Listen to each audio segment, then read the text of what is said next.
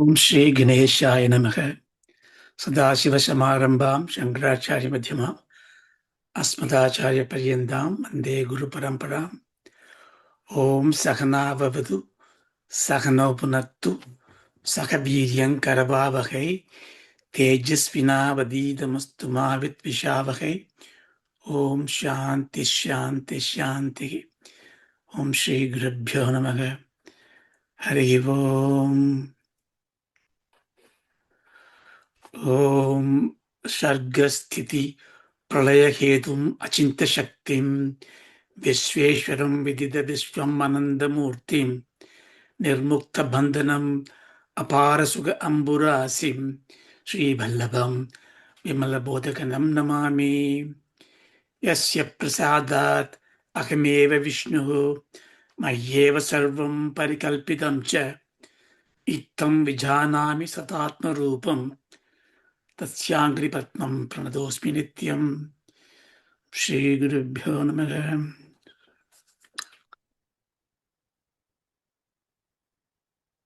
Good morning. So in the Vaakya Vritti, we have seen in the last class, I think verse 13 or 12 maybe, yeah.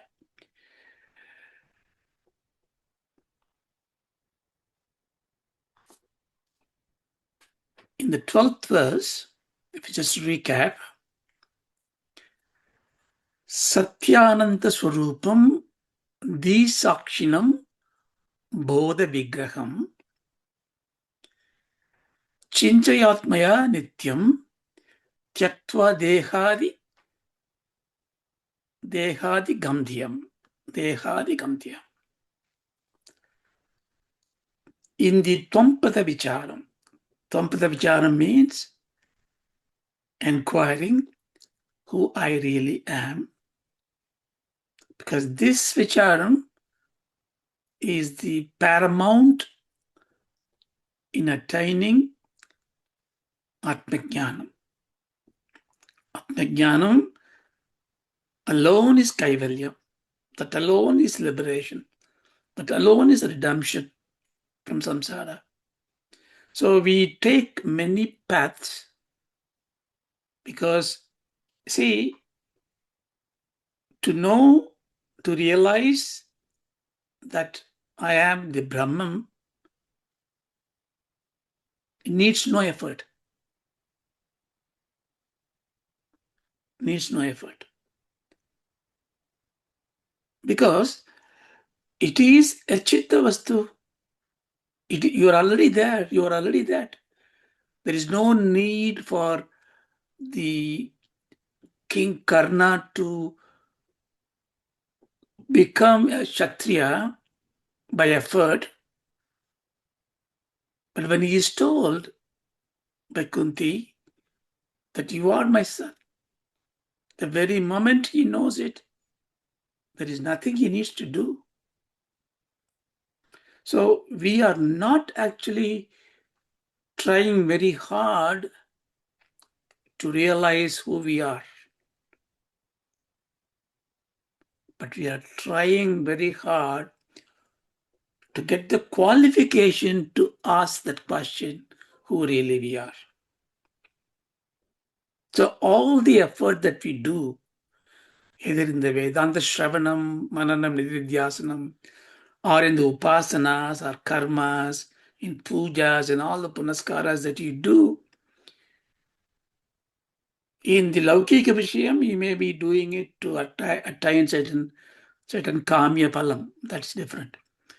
In Adhyatma Vishayam, in the Moksha Sadhanam, everything that you do is only to make you qualified to realize it. So this is cleansing ourselves.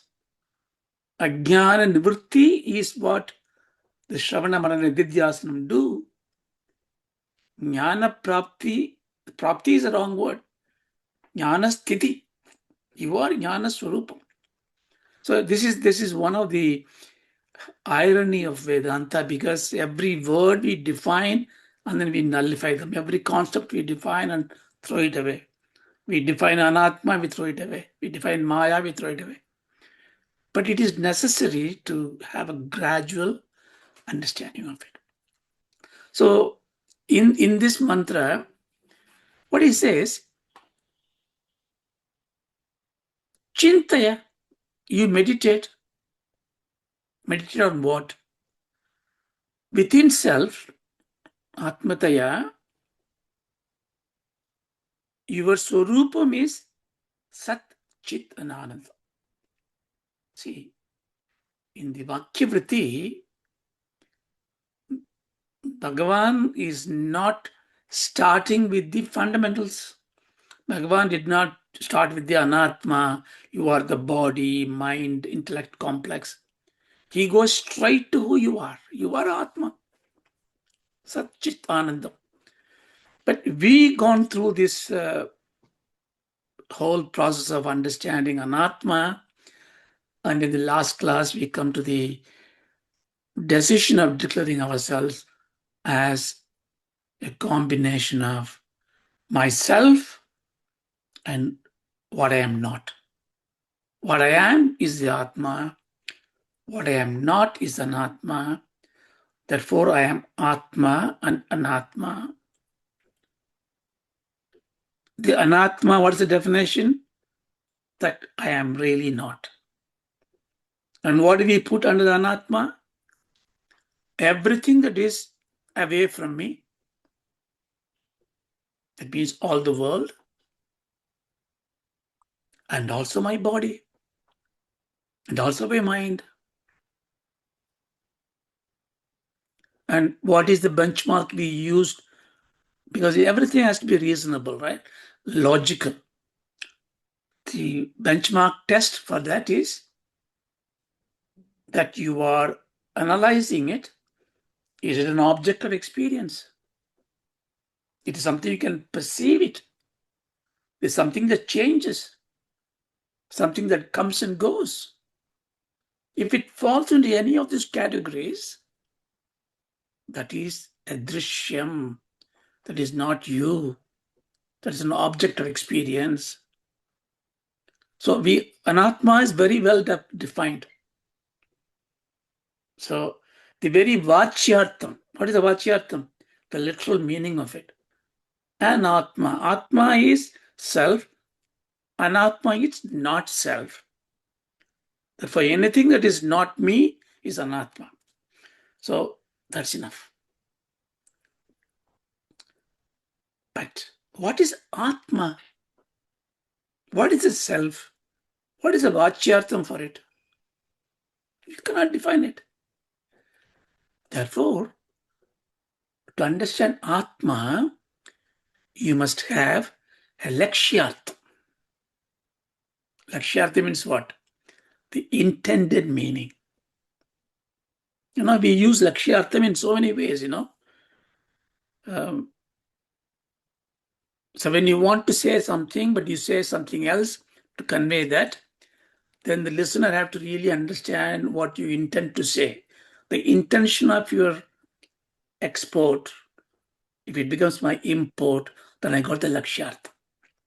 So in Vedantam, in the Shastra Jnanam, lakshyartham is important. So here the lakshyartham for Atma, he has given as Sat, Chit and Ananda. 3 words, right?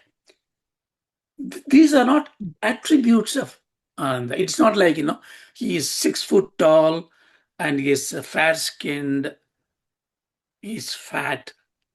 These are attributes of it. The attributes come and go. But Sat, Chit and Anandam is a Veda's way of defining, which is undefinable. Satyam means, what is the vachyartham of Satyam? Satyam means existence. Sat means existence, eternally existence. So Atma is existence.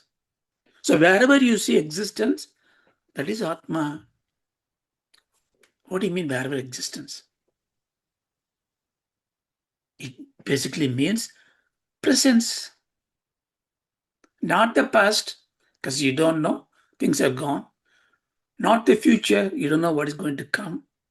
But what exists now is the present. That's why present is Atma. In other words, Atma is present. In other words, Atma alone is present. So at this very moment, everything is Atma. But we have not come to that universal vision yet. That Vishwarupa Darshana, we don't have it yet. So we are just focusing on ourselves. So do I exist? Of course I exist. Do I need a proof that I exist? Do I have to look at my mirror that I do exist? No.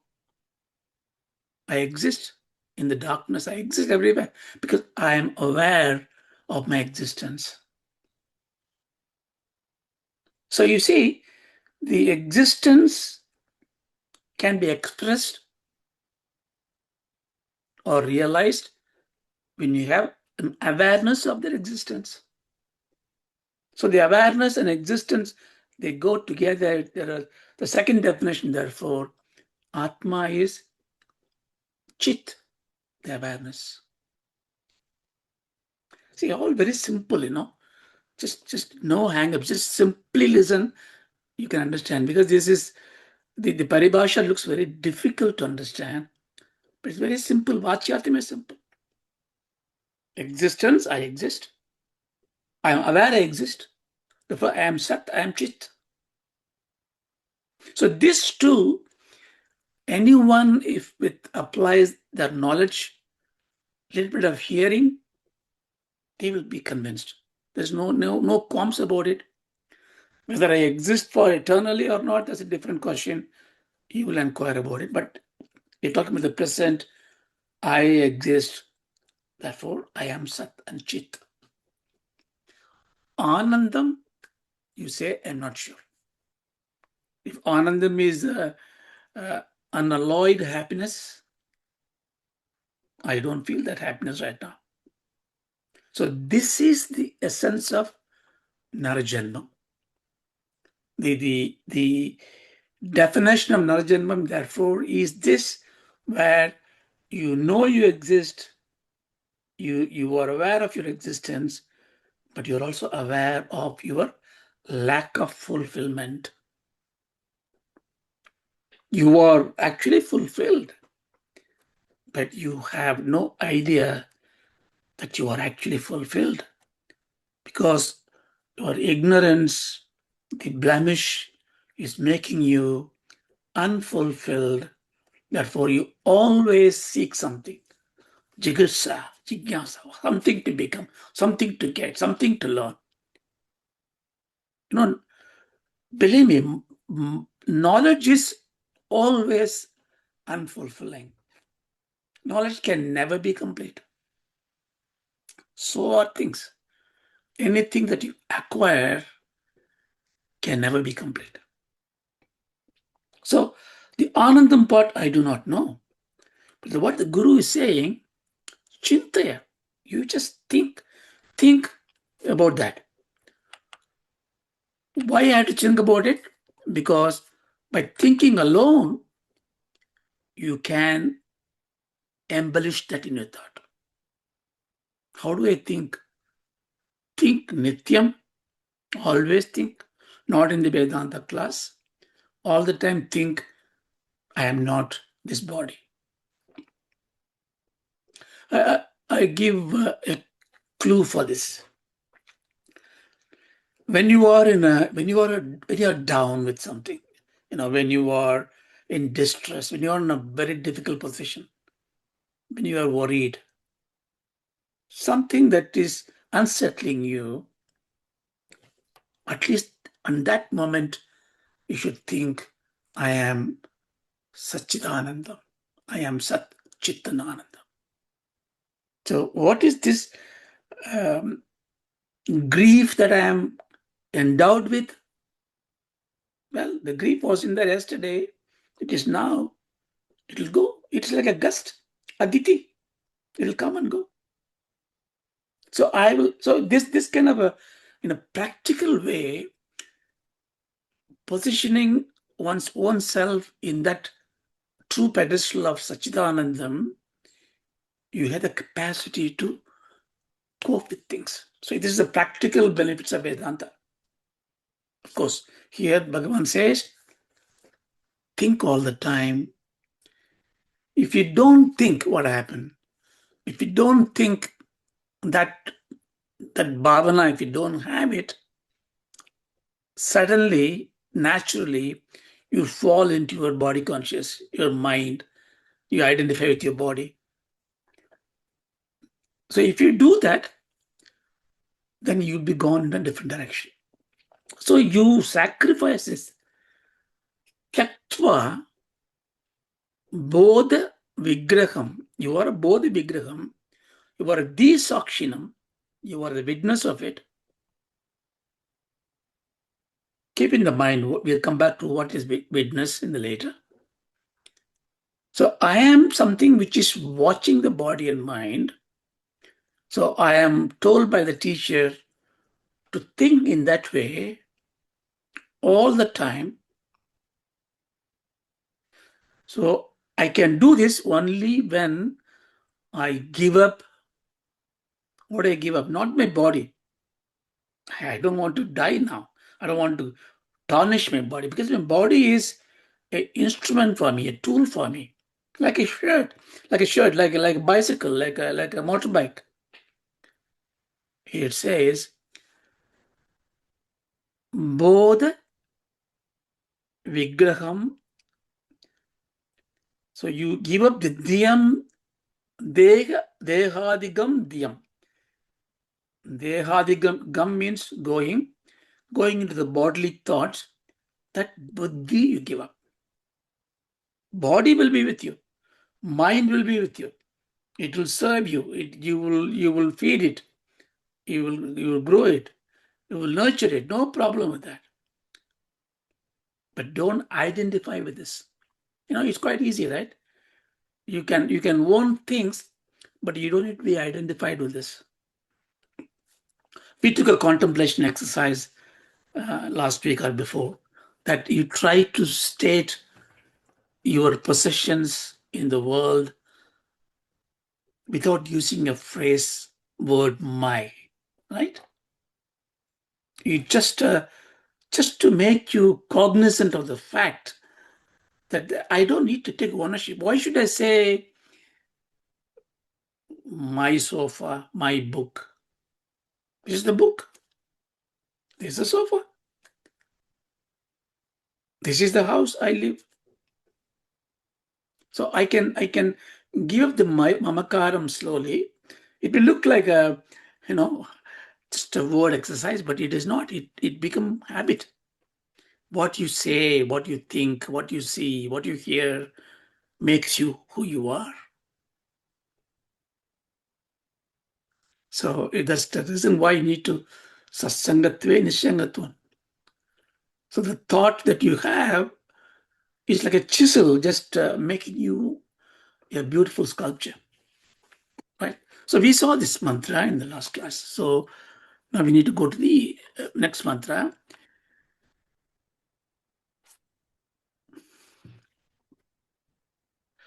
In this mantra, he is repeating it with a little bit more focus. Rupati manyada pindaha tadonatma gadadivat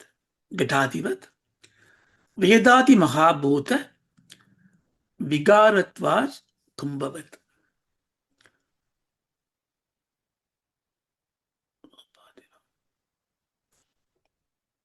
See, we are going in a process of reasoning, right? Vedanta is all about reasoning. There's nothing just imposed on you. It doesn't say there is a heaven, believe in it, do it. That's all in a different part of the practice of Vedas, Veda karmas.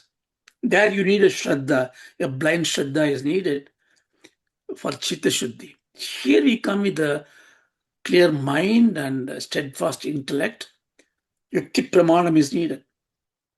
The whole Brahma Sutra is a Nyaya Shastra. But in Vedas, in Vedanta, the schools of Vedic thought, everything is well defined. The way to inquire is a Mimamsaka. Mimamsa means Puja Vicharam. How to inquire anything? How do you inquire a word, a sentence? And a Vyakaranam comes to help you. Vyakaranam is not a grammar. You normally say Vyakaranam means grammar.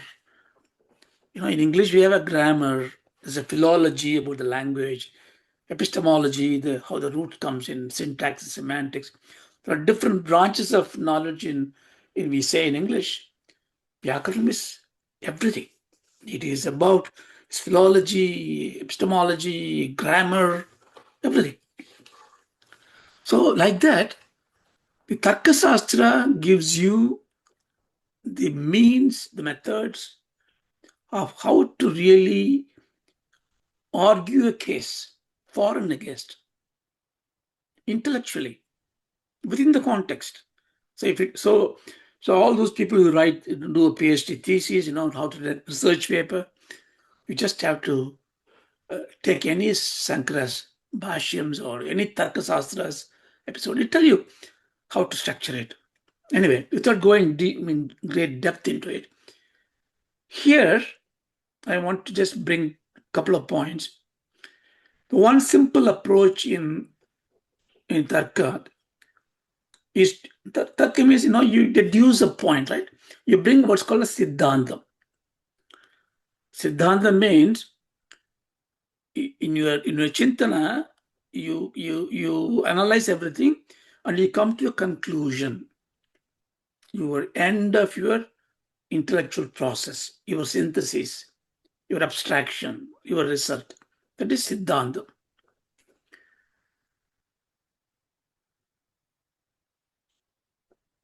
In the Siddhantam, why do you have the Siddhantam? Why do you bring a Siddhantam? Because I analyzed a problem area, a context, an opportunity of space, whatever. Your context.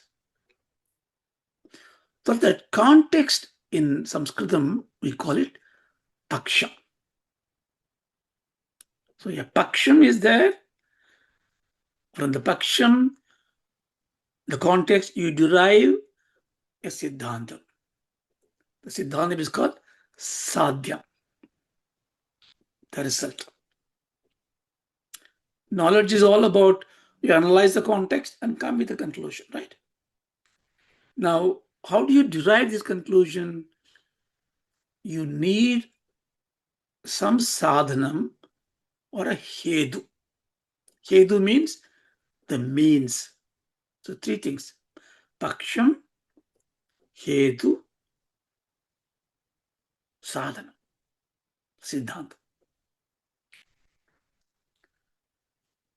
An example would make it easier.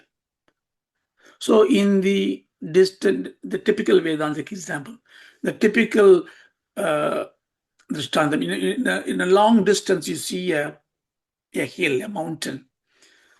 And the mountain top, a hilltop, there is smoke. Now you need to have an inference from this. What is the Siddhantam from this?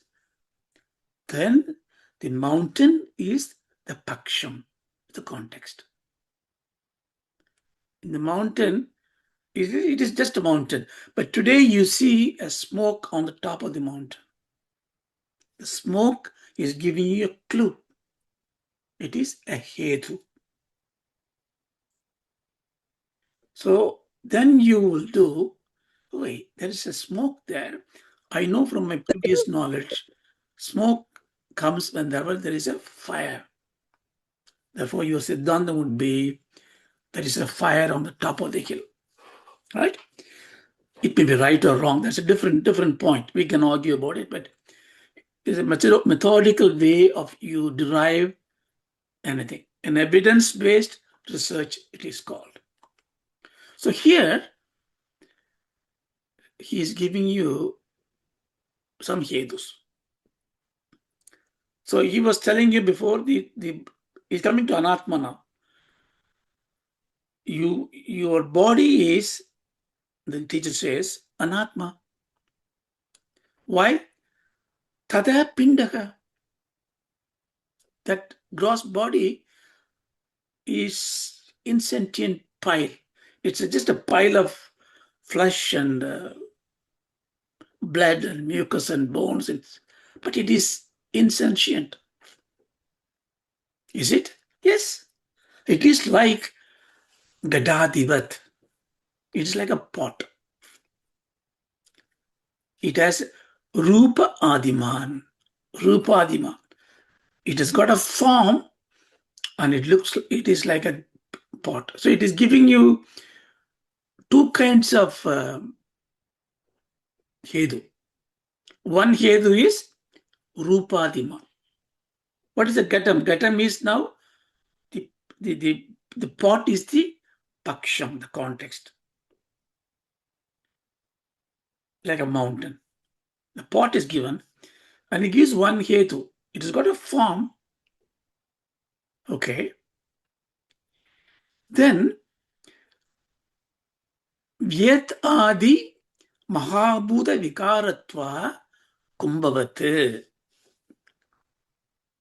Kumbhavat, this part, Mahabhuta Vikaratva.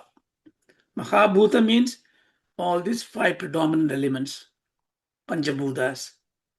Because of the Panchabhutas change, this pot is changeable. So he's giving you two Hedus. One Hedu is, has got a form, Rupavat. Second, it changes the form, Vikaravat. Vikaratva means it is changing the form. He letting to the Sishya to decide, look, your body, your gross body is like a pot, mud pot. It has got a form, it changes. So he is therefore telling you, discard this body as not you. You may say, look, how is it? Your pot is just inert piece of junk. It has no consciousness, no awareness, no animation. My body is not like that. Of course, we know body is also inert. Something make the body animate. That something is what we call it Atma. The body by itself is like a mud pot. Literally you can take the mud pot example, because take it this way, a pot is there, a mud pot is there, maybe fill it up with half of water with this. Ideal. Now my body is exactly same as the mud pot. How is it? The pot is predominantly earth, clay. I look at my body, predominant part. If I look below my waist till my feet, the lower part is filled with Prithvi. That's why it touches the body. The feet goes and touches the earth. It's Prithvi. The whole thing is mud. And we say in Shakti we call it a Mooladharam. Pinda. Then if you move up in the lower abdomen area, it's water. Water that makes the whole body a sariram. Like the pot contains the water. And if I move up to my tummy, to my belly, it is digestive fire. Of course, the water also contains the oxygen and the heat elements there. Then when I move up to my chest part of it, It is respiratory system, pulmonary system, air, wind. And then when we come to this face, it's full of space. Why space? Eye got a hole, ear got a hole, mouth got a hole, nostril got a hole. Everything has a space. Of course, I hope the brain is not a space, empty space. Hopefully not. You can see the Panjabhutas makes my pinda like a mud pot. See, all the Vedantic examples are pretty severe. They take a very simplistic example and throw it at you, and you force fit yourself into it, and you suddenly realize how trivial it is, how wonderful it is. So we logically we analyze it, inferences, and we agree with this fact. Yeah, maybe my body is just not me, it is not. You still carry the doubt in your mind, and the doubt will come in the next part of the question. So the Sishya thinks, the Guru has given me a very good reasoning. He gives a Tarka Sastra, he gives you Yukti Pramana, he allows me to analyze it in whichever way I want. And it sounds very good, because the way I so far thought through the Sishya thinks, yes. Therefore he says, Anatma Yati Pinto Ayam Uktajetu Palan Madaha Karamalagavat Sakshat Atmanam Pratipadaya. O teacher, if, Yadi means if I am Pindaha, if I am means this, if this gross body, this pile of flesh and muck and blood and everything,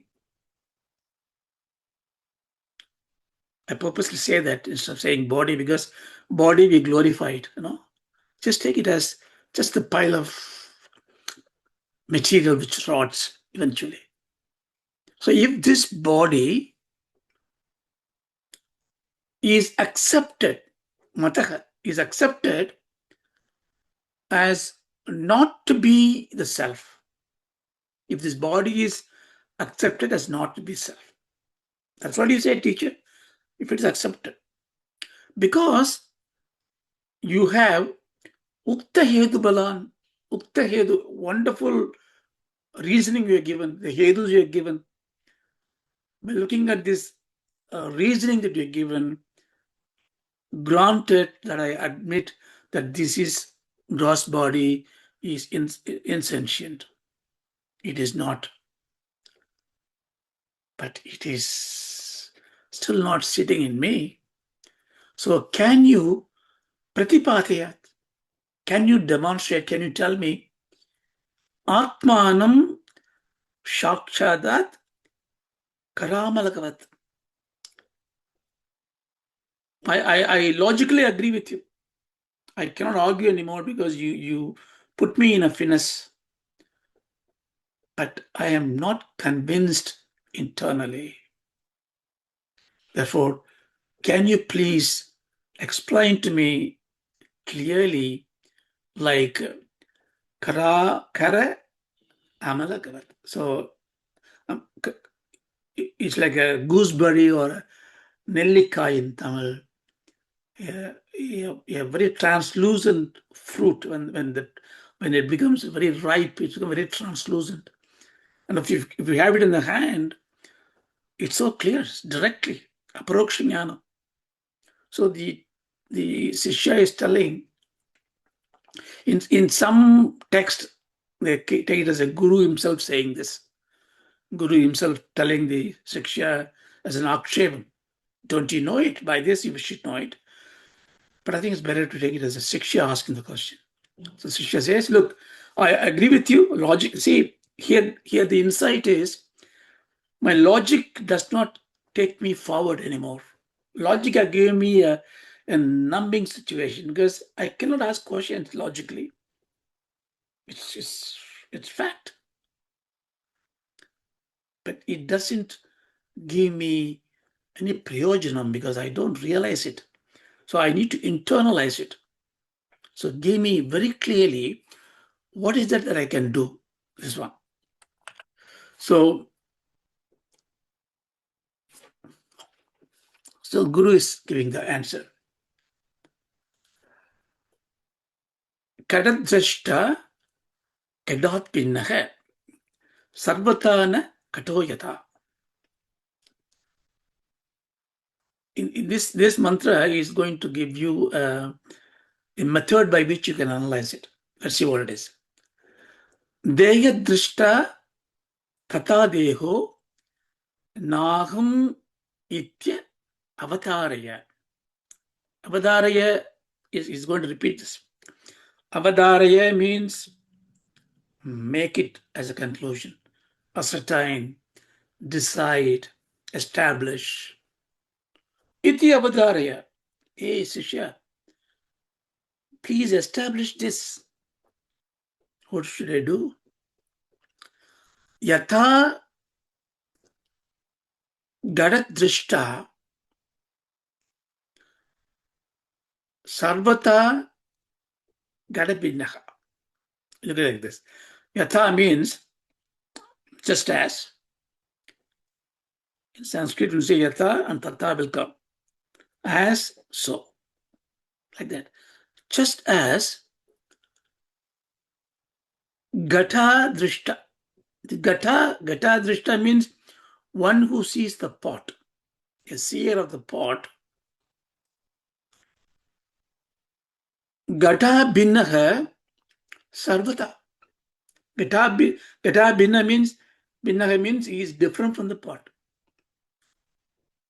Sarvata, by all means. Just as by all means the seer of the pot is different from the pot. That's what it means.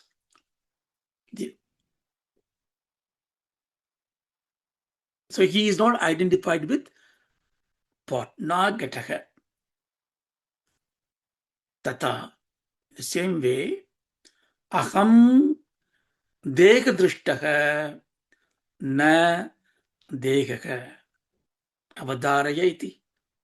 Like you see a pot and you say, I am different from the pot. You see your body, therefore you say, you are not the body.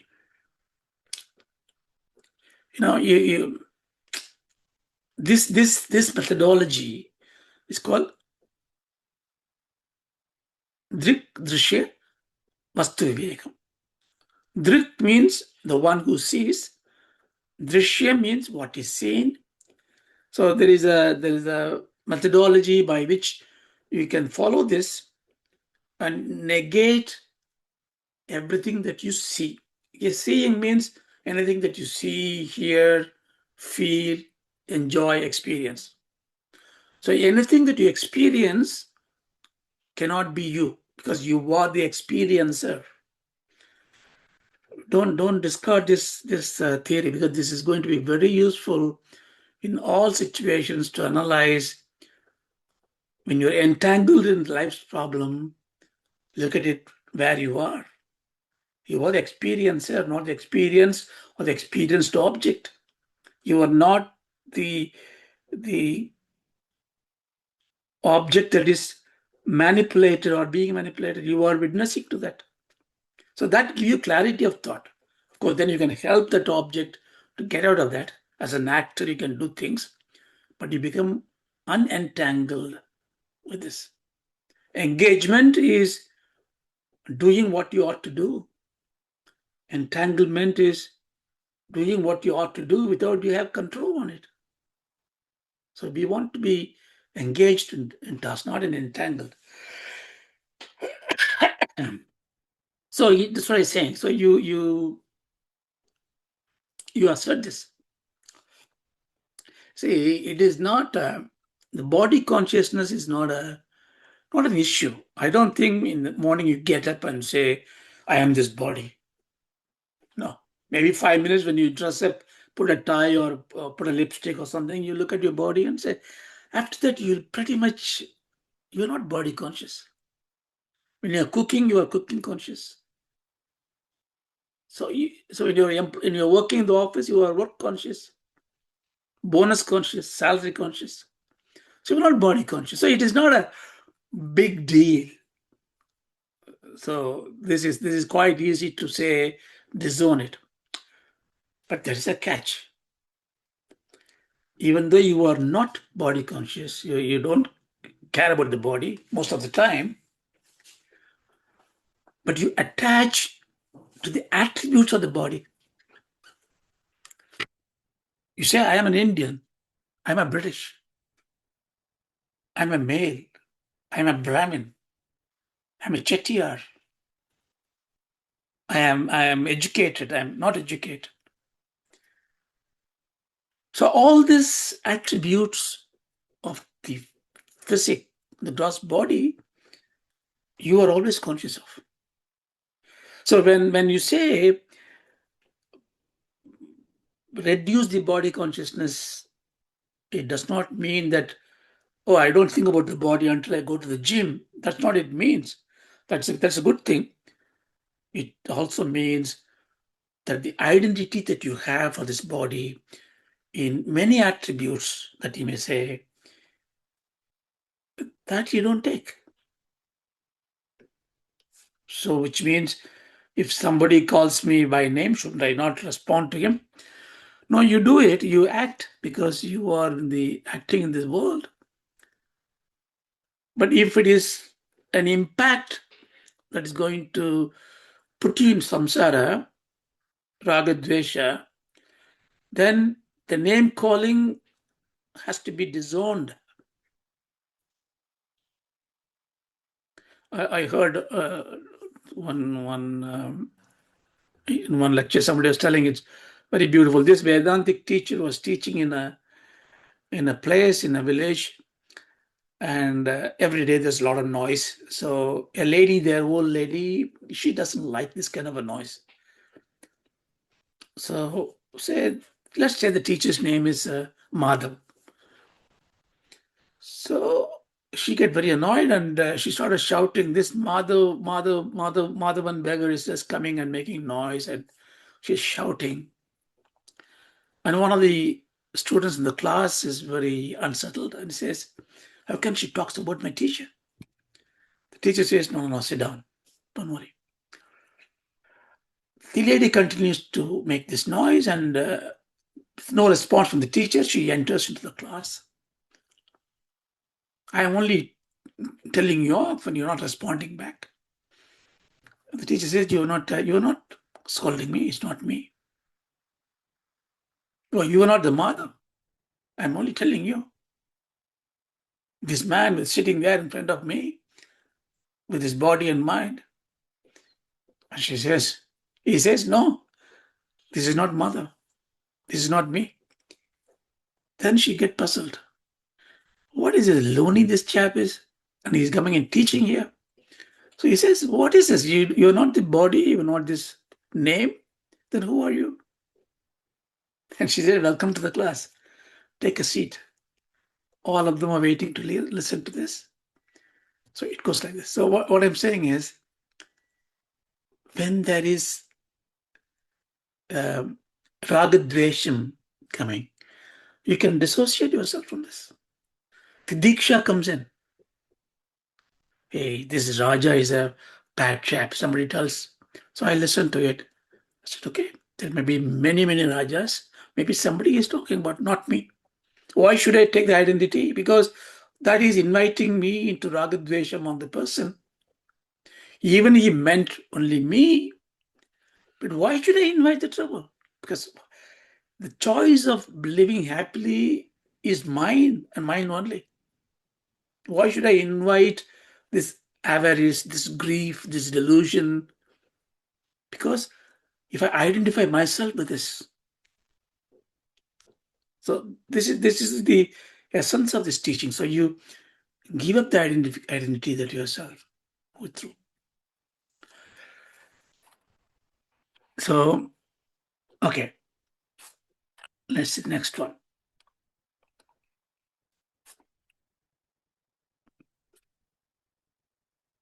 The Guru then continues. Evam indriya dhrunam indriyanti nischinau. Manobuddhis tata prano nagam iti avadharaya. Evam indriya drinaham. So we say drinaham is drik na aham. So we split the sandhis. Evam, I mean, just as this way, the same way. See, in the last mantra, he discarded the body, physical body. The question that we had in the mind was, I can't compare directly with the pot because pot is inert. So therefore, the teacher is coming to reinforce your body is also inert. The mind and indriyas, which are the sukshma sarira, what makes your body, the gross body, to be animated. Now I'm going to tell you, you can even disown the indriyas. He says, evam, in this way, arrive at the conclusion. Iti nischino. Nischina means nischayam. You come to the complete conclusion, siddhantam. What is that? Aham indriya drik na indriyani. Aham, I am indriya drik. I am the seer of the indriyas. Na indriyani. I am not the indriyams. Iti apataraya. How do I? Same way I can go. I am neither the mind nor the buddhi nor the prana. Na manaha, na buddhihi, tata pranaha. Iti apataraya. See, teacher very simply said. How can I see my indriyas? What is mean? Take for example, take this experiment. Just sit straight and just close your eyes for a minute. When you close the eyes, you don't see anything. Now you open the eyes. Now you see in front of you things. So when you open the eyes, you see things. When you close the eyes, what happened? You say you didn't see things, right? Naturally, what is so great about this question? Now close the eyes again. Now you see. With your eyes closed, you see. You are seeing, aren't you? There's nothing to see, but you are seeing. You are aware that you are seeing.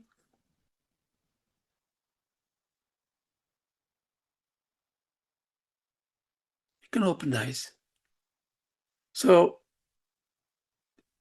when you see things, the indriyas see things. But you see the indriyas always.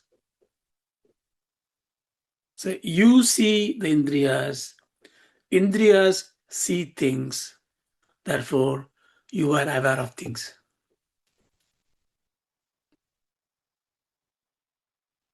Very simple, but you need to clearly understand this. I repeat one more time. The eyes see things. Eye is indriya. one of the Jnanendriyams, it sees things.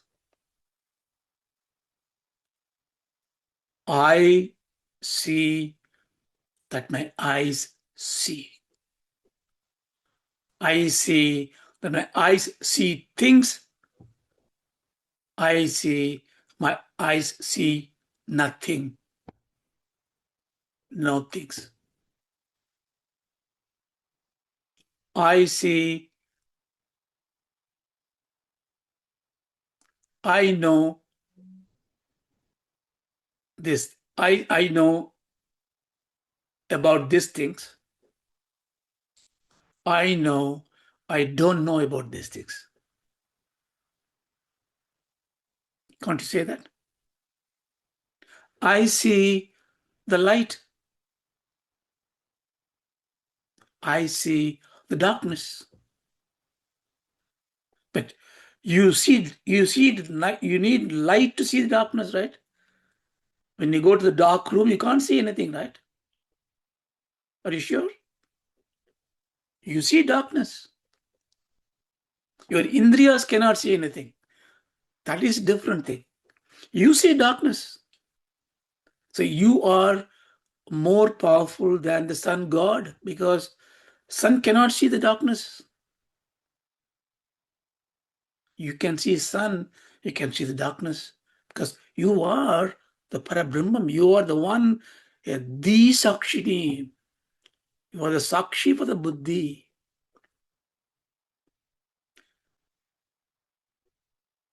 This, sometimes in the conversation we argue and say, hey, don't you see the point?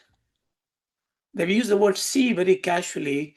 It's not a physical seeing, it is being aware of the point. Don't you hear what I'm saying? He's hearing very well, but he's not aware of what I'm saying. It's not a literal cognition of the fact. It is literally the pure awareness. Because you are the Chaitanyam, you are always aware.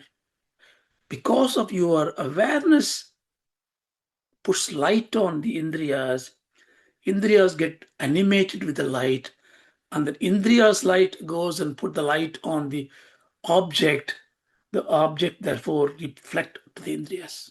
See, in physics, physics, even simple physics, O-level physics, every object emits an energy. Depending on what type of energy it emits, the object is defined, whether it's a liquid or a gas or a solid object, whether it is what formation it is. That's electromagnetic radiation comes through. The spectrum covers everything, the visual light to everything. So an object is seen by you not because it is emitting its light. No. There is a cosmic light that goes on the object. The object reflects the light.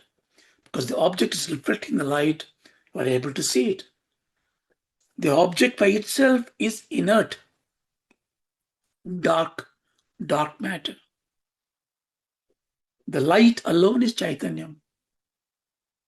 That's why when you go to the interstellar space, if sun is up there, so if you cross the atmosphere with 300 kilometers, you go out there, sun should be bright everywhere, right? The whole sky should be bright, right? No, the whole sky is dark. Is it? Yes. Why? Because there is no object to reflect the light. It is dark light. It's light everywhere. Light you cannot see. Light is darkness. Light you cannot see. To see the light, you need an object that reflects the light. So therefore, light goes to an object reflects the light, and then you see it. Same way, indriyas is insentient matter. So the Atma looks at it. I mean, Atma is a light. The indriya become illuminated. Like a sunlight hits the mirror. The mirror reflects. The mirror can burn a piece of paper. In a young age, we used to do, we collect all the films and then we make a cinema at home. We use this mirror with the sunlight hitting a glass bulb and put the film in front of it and the movie comes in there. So the reflected mirror acts like the source of light, the sun. Same way, the manas and indriyas becomes illumined, animated, and they have the power to make things animate. And they look at the world and it pours light on it. So metaphorically speaking, it is, as if, imagine when I see something in those old pictures, the tantric pictures, all that you see, when you see a light goes from your eyes and the light goes to the object and then it comes back to you. It looks very silly, right? But the esoteric meaning is that because your awareness, the light illumines that object. So what you don't see is not your world. Lokam. Always remember this. Look is a dhatu. Look means to see, perceive. So what you see is your world. Because wherever you see, your Chaitanya's light goes on it, it becomes a world for you. That's why your world is different. Now, both of us live in this world, you live for 120 years, I live for 100 years or whatever. We had a different experience of life because the world I created with my Atma Chaitanyam, with my Indriyas, my interaction is logically this and yours is this. So I am the Srishtikarta. You see? Of course, we make a mess of it because we don't know what to do with this. That's a different point together. So here what the Acharya is saying, you think like that, disown this thing, detach from this, become a Bodha Vigraha, become a Disakshinim, just a witness.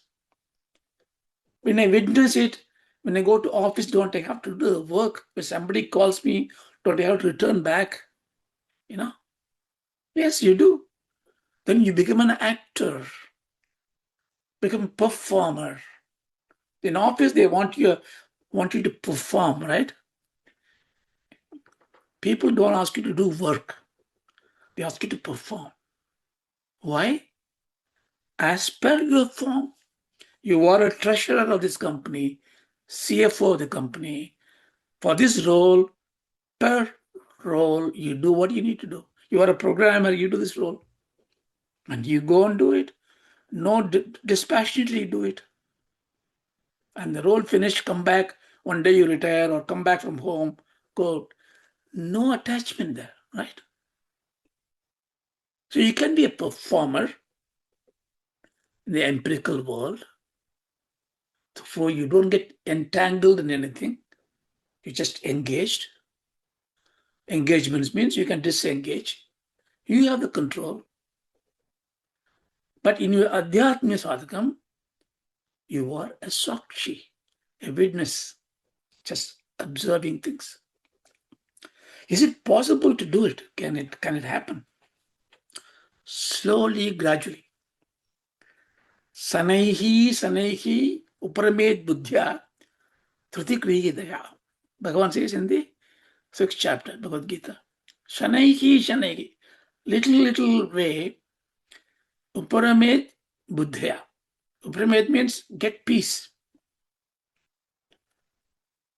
If you've done that one, if you attain peace like that, Atma samstham manakritva na kinchatipi chintayet.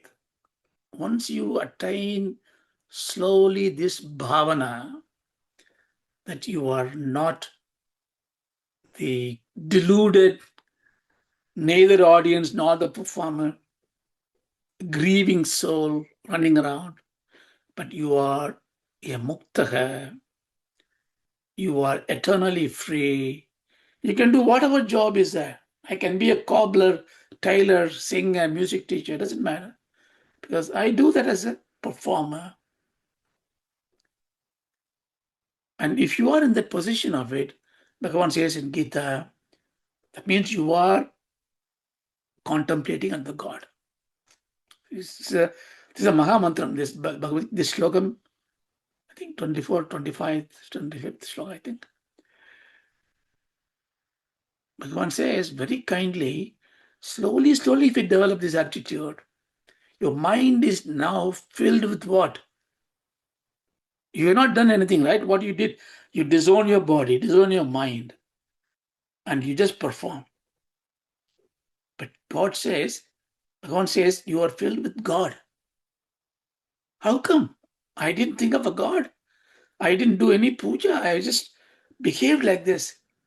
Because when you empty your deluded mind with all the blemishes, you don't need to fill anything, because what is already filled up is with Chaitanyam, Satyam, Shivam, Sundaram. That's what it is. So how much time here? Okay, I check one more sloka and then stop it.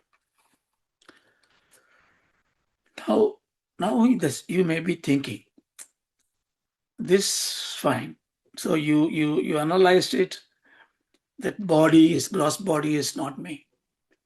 Okay, I can see dead people going there, dead body. Yes. Then you said mind is inert, and you gave me an example of how in a sleep I become a dead wood. So that also makes sense to me. The Karana Sarira, I do not know. It is something subtle matter. Maybe that is also inert. So when you look at it individually, yeah, they're all fine. But I have a problem with this, because you are telling me, like, look at the table, and then if you remove the 4 legs on the top, on the drawers, there's no table. The table came into existence because it is assembled with certain angas. There's a school of thought like this. So it comes into existence because of the association, by the combination of many things. How can you negate that? When you put the yeast or yogurt in a milk, it becomes a curd. It's a natural consequence. Either there is a transformation of character or something. So what about that? So that's a doubt the Shishya got in his mind.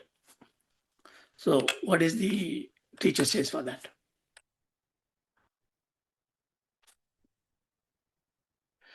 Sankato abhidatanaham iditrisya vilakshanam trishtaram anumanena sampradanayaha.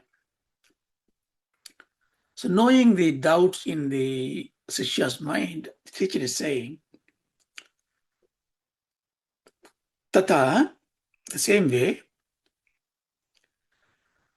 Naham, na aham, I am not.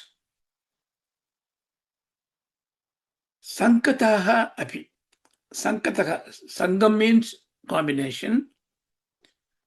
Api means also. Na. Aham na sankataha api. I am also not this collection of embodiments. Ascertain like this. Iti. How do I ascertain this? Nirupam. Nipunam. Nirupanam. Nipunam means reasonably, intellectually, yukti pramanena. Not just because I tell you. Use your intellect and then analyze it and become established. Sampradharaya. Avadaraya means sampradharaya. Establish. What should I do? Through the anumanena, by inferences, drishtaram, drishya lakshanam. Drishtaram means the one who sees, the drik. You see, even though I take your point, disciple, you were saying that collectively, if I look at it, something comes out of it, an energy comes out of it, a new reaction comes out of it. Isn't it a lively one? Isn't it an animated one? Why are you saying that? The teacher doesn't spend a lot of time on it. Come on. I have already given you the proof for it. Whether it is individually you see it or collectively you see it, you see it. So therefore it comes under the drishya vivahatam, nirupanam. You experience it, right? Whether I see it as a table leg or a tabletop, doesn't matter. For me, I can see it. So whether it is a gross body, a subtle body, or a causal body, or a figurine like a human being there, I see it. It's an object of experience to me. It changes all that 5-6 parameters that we discussed. Therefore, don't worry about that. It is not.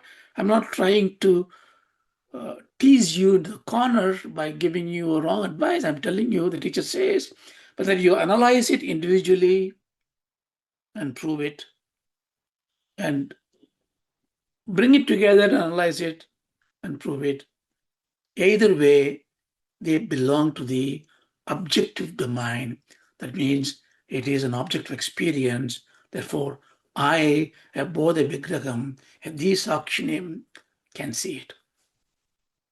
So, he finishes with this. Let's see. Okay, we'll stop here. And then in the next class, we can, we'll come up to 17. So 18 to 25, some of the doubts are clarified. Then we finish the Tompada Vicharam.